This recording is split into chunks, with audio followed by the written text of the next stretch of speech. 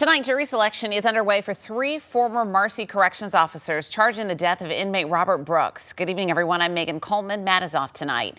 Last December, body-worn camera video revealed several Marcy Corrections officers beating the 43-year-old. He was transferred to the Oneida County facility that day, serving a 12-year sentence for stabbing his girlfriend. He was scheduled for release next year. Caitlin Pearson takes a look back as the trial gets underway.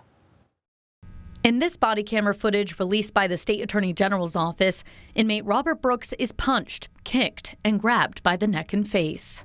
Robert died of massive beating to his body, both externally and internally. Several of his internal organs were bruised. His hyoid bone was fractured. His thyroid cartilage was ripped.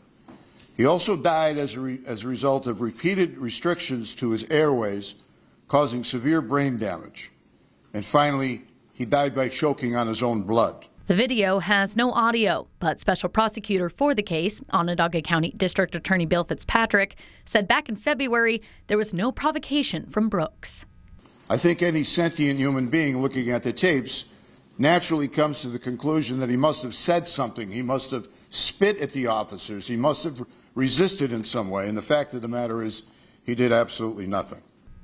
In total, 10 former Marcy Corrections officers were charged. All were offered plea deals. The first to accept was Christopher Walrath, pleading guilty to first-degree manslaughter. He will serve 15 years in prison. Nicholas Gentile followed, pleading guilty to tampering with physical evidence, seeing no prison time.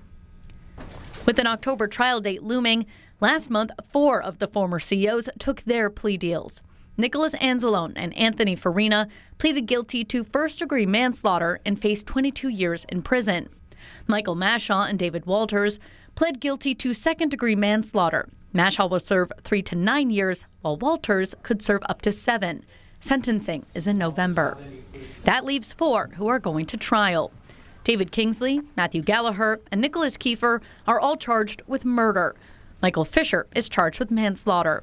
Last week, the judge decided Fisher could have a trial of his own. He is now set to begin early next year. He faces 5 to 15 years in prison. Kingsley, Galliher, and Kieffer, if found guilty, could go to prison for life. I'm Caitlin Pearson reporting. Now, as of this afternoon, 9 of the 12 jurors were selected. Right now, there are 6 women and 3 men.